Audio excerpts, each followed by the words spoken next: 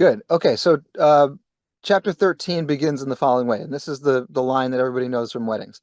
Paul says, "If I speak in the tongues of men and of angels, so humanity, people who live on earth, and then the angels, the beings who live in the heavens, if I speak in those tongues, but I don't have love, and there's our Greek word agape, I'm a noisy gong or a clanging cymbal," meaning that anything that I say is worthless and gobbledygook if I don't undergird my speech with love.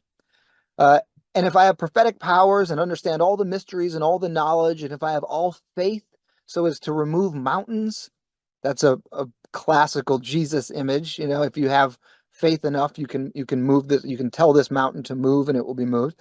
Um, so if I have all that mountain moving faith, but I don't have love, I'm nothing. If I give away all I have and I deliver up my body to be burned, but I don't have love, I gain nothing. This is amazing stuff in the context of the broader writings of the Messianic movement, of the Jesus movement, because we get things like if I give away all I have, but I don't have love, there's that classic story of the rich man who comes to Jesus in Matthew 19 and says, what do I have to do to get eternal life? And Jesus says, follow the commandments, pal. They're right in front of you. Just follow them. He goes, no, I've followed these all the way from my youth until now. And Jesus says, well, if you want to be perfect, you should sell everything you have, right? And give it to the poor and then follow me. So Paul is saying, is alluding to that kind of behavior. If I give away all that I have, probably to the poor. But even if I do that, if I don't have love, it doesn't mean anything. Or if I deliver up my body, I mean, how sacrificial is that? I mean, very, very Jesus-oriented language. Jesus himself, who says that the Son of Man didn't come to be served, but to serve and to give his life, to offer up his life as a ransom for many. That's Mark 10:45 and Matthew 20:28. So Paul is pulling on all this teaching from Jesus and saying, look, it's all great, it's all important, but without the foundation of love, it's nothing. That is amazing. It shows how it sets up how important that love, in Greek here, agape, is for Paul. And Paul is going to unpack this as he moves forward. As again, I was talking about Jesus before, and then this teaching of Jesus is undergirding the language that Paul is using in 1 Corinthians 13. And this is uh, an instance in which a scribe approaches Jesus, and this is Matthew 22, the version in Matthew 22, saying, "Teacher, which is the great commandment in the Torah?" And Jesus says to him, "You shall love the Lord your God with all your heart and with all your life and with all your mind." So that's Deuteronomy 6:5. And he says, this is the great and first commandment. Um, so in Greek, it's mega. It's the same as in English, mega, great, big, and then first proton. So it's the principle. It's the most important and the most principal commandment, he says. And a second is like it: you shall love your neighbor as yourself. That's Leviticus 19:18. And he goes on to say, and on these two commands depend all the Torah and the prophets. Um, the Greek could probably be rendered to say that on these two commands hang all the Torah and the prophets. So think of love your neighbor as yourself and love the Lord your God as kind of like coat hangers, and then all of the other coats, all the other commands are hung up on those, meaning if you don't have those, there's no place to put the other commands. That is, the other commands, you almost lose the commands, or the commands don't function as well without the foundation of these two great commands on which every other commandment in the Torah and in the prophets hang. And again, Shaya, you noted, this is the rabbis say similar things. This is classical rabbinic rhetoric here. There's the famous story of Hillel, who precedes Jesus by 50 years, 100 years or so.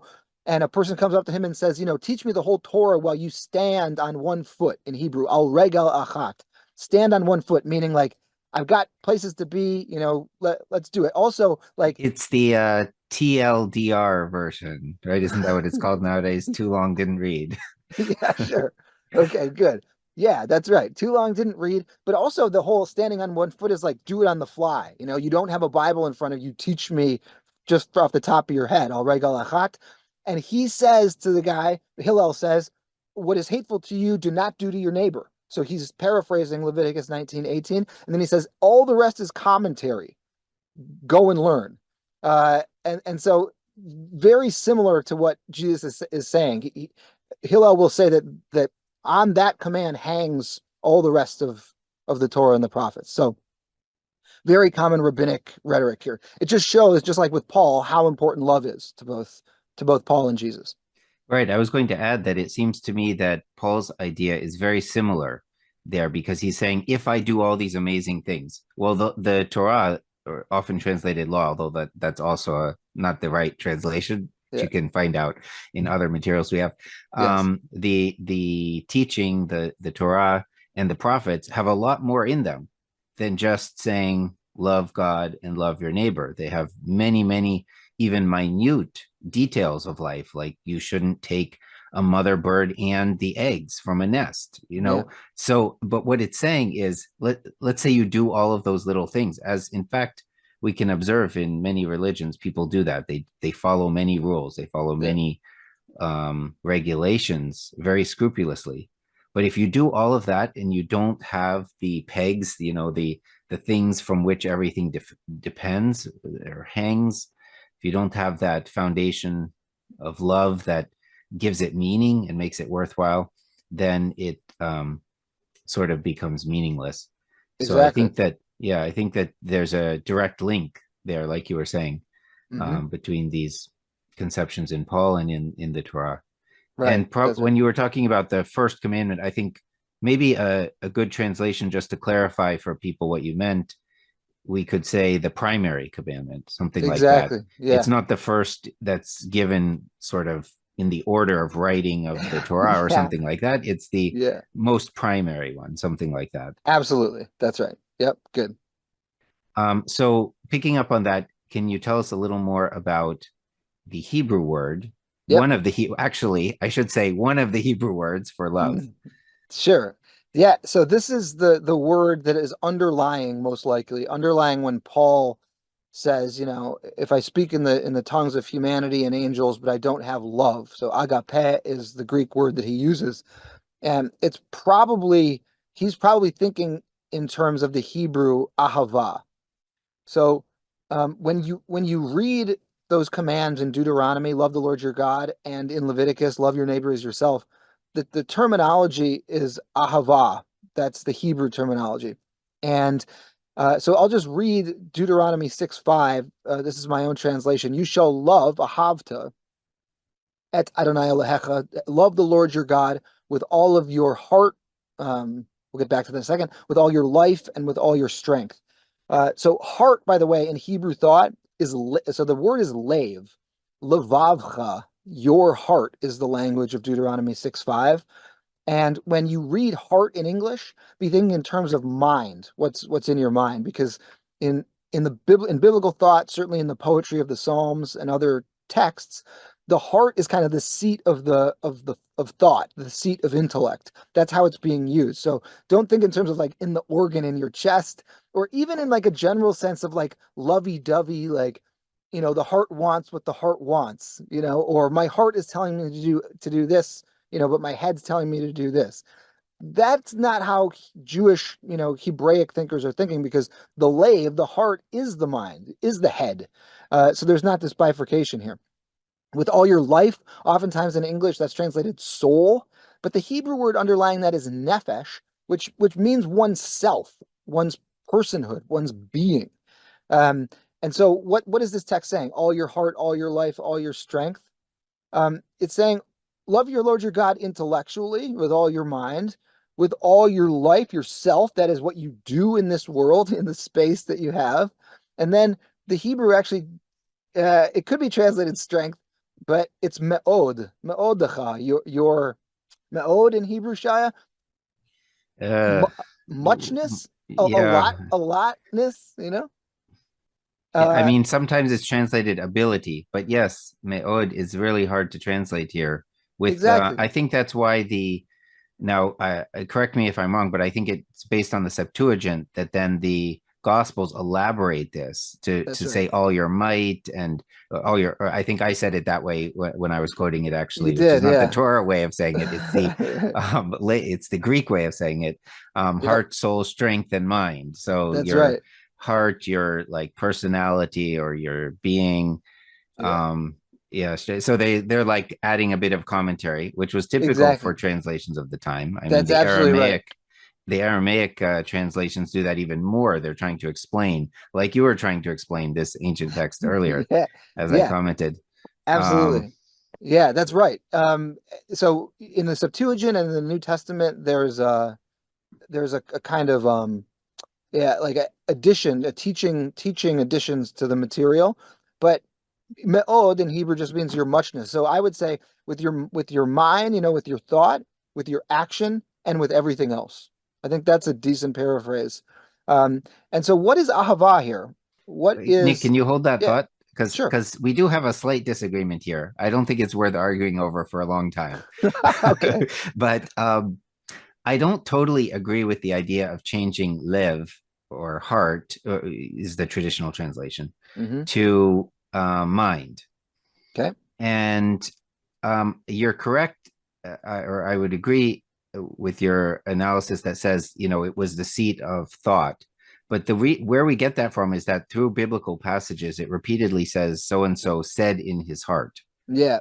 And we interpret that today as thinking. But I Yeah. think that's a bit too modern of an interpretation, actually, Hmm. or at least too rationalistic of an interpretation. Yep. Because I think the Hebrew, if you view it a little more literally, said in his heart, it's not just mental. It involves more than just thinking. It's more of this. It goes down into your chest somewhere. In other words, that's why it's Sure. using the heart. It's not just the mind. Yeah. So you could say like your internality or something like that. Something like this. But More Blaise broadly. Pascal said, I think, we are all an internal conversation Yeah. that should be regulated well. So we're a human being is a conversation inside. Yeah, that's great, Shai. I agree with you. I'm fine with that. I think that's a very good addition. I don't want to narrow lave or heart just to the mind, like the brain, the term can also mean one's will, you know. When in the Exodus story, when God quote unquote hardens Pharaoh's heart, I think a much better translation of that is that God is strengthening Pharaoh's will to keep the Israelites in slavery. So lave can mean will, right? One's internality, one's internal, um, purposes, as much as it can mean one's thought pattern or one's mind. In fact, I have an article on the weekly IBC website, and it's entitled "Did God Harden Pharaoh's Heart?" And Mhm. in that article, I go into all the differences in translation of heart of lave as will or mind or so. If you want to take a look at that, you can access that on our website. Yeah, I remember that article actually. It's very helpful. Led to a lot of discussion, I think. It did, yeah, And yeah, um, but just thinking of the heart the way you were expressing it, I think it's in biblical language, it's often, you could say almost it's like the seat of choice. So in that sense, will is good, it will make sense, but a lot comes from the heart. It's where you have this conversation. It's where you decide things. It determines who you're going to be, what kinds of choices you're yeah, going to yeah, make. So it definitely involves what we call today thinking or mind, but it's beyond that perhaps. But this that's right, just goes to a bigger point, yeah, um, which is the nature of words in all these different languages, ancient words, modern words. First of all, they change their meaning over time, but also they don't match exactly. We don't have the exact words in English to express ancient Hebrew right, biblical concepts, especially biblical Hebrew concepts, but also even ancient Greek concepts. yep, And so when it comes to love, English is a little bit poor, in fact, in word choice. So you have several Hebrew words that could be translated as love. You're yep, focusing here on ahava, which is a very important one, and you're yep, going to explain that a bit more. But for example, chesed is an extremely important biblical word, which is mm, often translated loving kindness. It's mm, also very much related to what we think of as love, overlaps, I guess, with the English idea of love. Sure. Some viewers may know the book by C.S. Lewis, The Four Loves, Hmm. in which he defined, and I think you were almost alluding to this when you talked about, different kinds of love. He defined four kinds of love using Greek words, four That's different right. kinds of Greek words for love. And we just say love in English, but actually there was a lot of nuance and a lot of different types of conceptions of what we call love. So that's what we're trying to dig into a That's bit. right. Yeah. So love, I mean, there are four different, kinds of love according to Lewis in Greek language. And the Jewish New Testament writers are writing in Greek, but as you said, Shai, it's kind of a Jewish Greek. So they're using Greek words, but they're importing them into a Jewish context. And so ahava is translated in Greek as agape. So what's ahava in Hebrew? What's underlying the Jewish thought when Paul says, if I don't have agape, then I'm nothing? Ahava in this context for sure, and in many contexts in the Bible, should be understood, I think, in terms of loyalty. So rather than a touchy-feely love or a fuzzy emotionality like we were talking about at the beginning, ahava means here and in other contexts to be loyal. What Bible do you read? And how do you know it's the right one? There's only one version of the Bible, right? It might surprise you to learn that Bible translations led to many versions of Holy Scripture. Long ago, translators interpreted the Hebrew Bible, ensuring it would be enjoyed in many languages.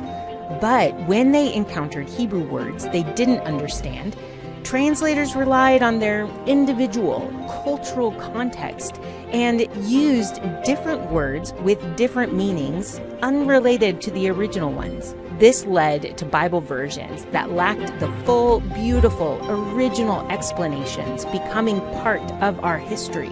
That's why when you join our online classes, you'll get back to the source of the original Hebrew Bible to uncover hidden meanings. Get back to the source. Join our online course today, where the treasures of the authentic Bible await you. Click on the link and register to start your biblical experience.